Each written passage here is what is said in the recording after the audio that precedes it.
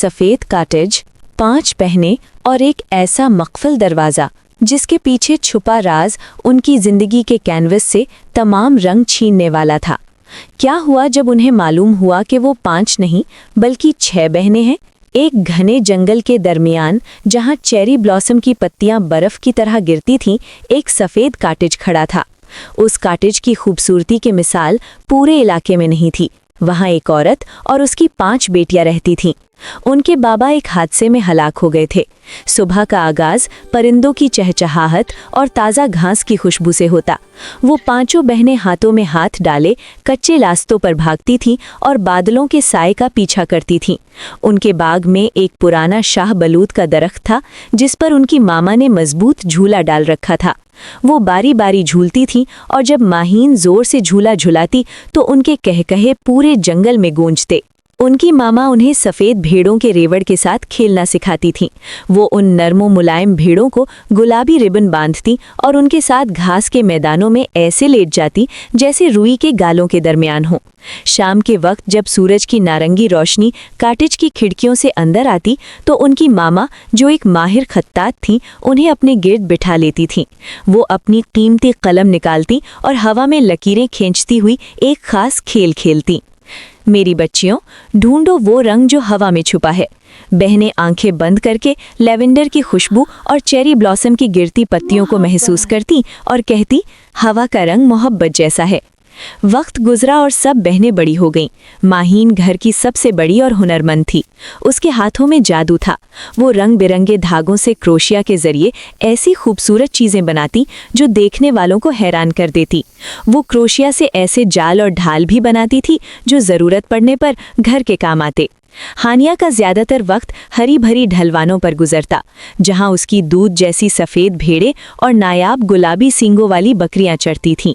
वो जब बांसुरी बजाती तो ये जानवर उसके गिर्द रक्स करने लगते और वो उनके नर्म ऊन में उंगलियां फेरते हुए कुदरत के गीत गाती। अनूशे कदीम नक्शों और सितारों की चाल समझने की माहिर थी। उसके कमरे में पुराने चमड़े पर बने सैकड़ों नक्शे थे जिनमें जजीरों के छिपे हुए रास्तों और गुमशुदा खजानों के राज दर्ज थे। वो जमीन की धड़कन महसूस करके बता सकती थी कि कौन सा रास्ता मंजिल तक जाता है। ज़ैनब किचन की मलिका थी। वो जब लेवेंडर के फूलों और जंगली शहद से ताज़ा केक और सूप तैयार करती तो उसकी मशहूर कुन खुशबू पूरे जजीरे की हवाओं में रच बस जाती। सबसे छोटी मनाहिल थी जिसका कमरा हर वक्त महकते हुए रंग बिरंगे फूलों से भरा रहता। वो एक माहिर मुसव्विरा थी जो अपनी ख्याली दुनिया को कैनवस पर उतारती थी। उसकी बनाई हुई तस्वीरें इतनी हकीकी और क्यूट लगती थीं कि लगता था अभी कैनवस से बाहर निकलकर बातें करने लगेंगी।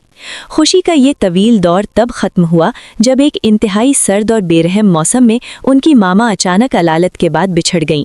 पूरे घर में जैसे एकदम सन्नाटा छा गया। सब बहनें बहुत उदास हो गईं।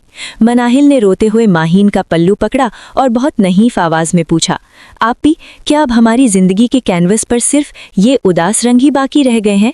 माहीन ने उसे सीने से लगाकर तसल्ली देते हुए कहा, मनाहिल, मामा ने कहा था कि रंग हवा में छुपे होते हैं।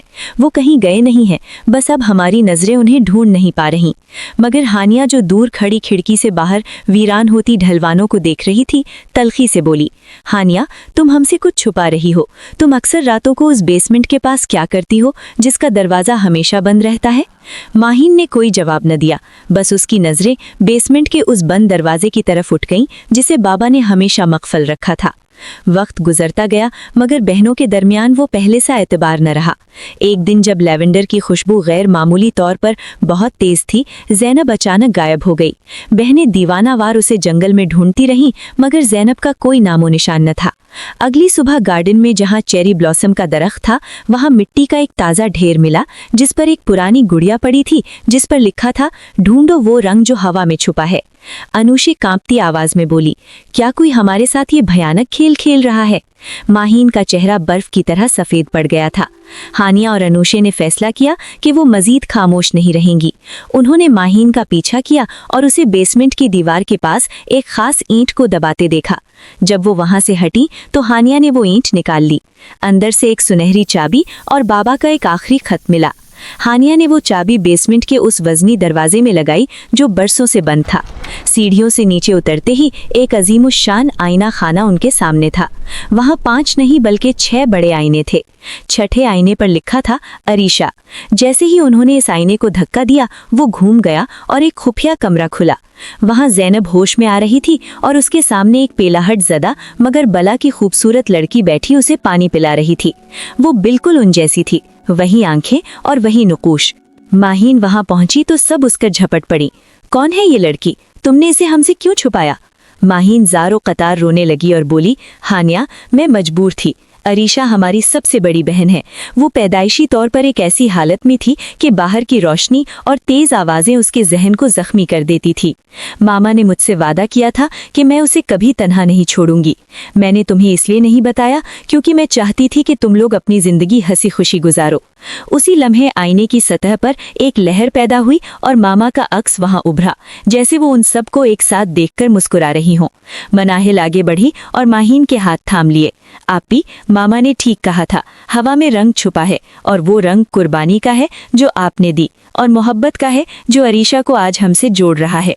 बहनों ने मिलकर अरीशा के कमरे की दीवारें इस तरह तोड़ दी कि वहां से सूरज की नर्म शुआएं अंदर आ सकें ताकि उसे तकलीफ भी ना हो और वो दुनिया देख सके। अब इस सफेद कॉटेज में 5 नहीं बल्कि 6 बहनें रहती थीं और जंगल की हवाओं में अब उनके कहकहों की वो गूंज शामिल थी जो अब कयामत तक खत्म होने वाली नहीं। ऐसी ही मजीद जादुई और सबक अमूज कहानियों के लिए वंडर टेल्स उर्दू को अभी सब्सक्राइब करें और बेल आइकॉन दबाना न भूलें ताकि आप कोई भी रंग मिस न करें।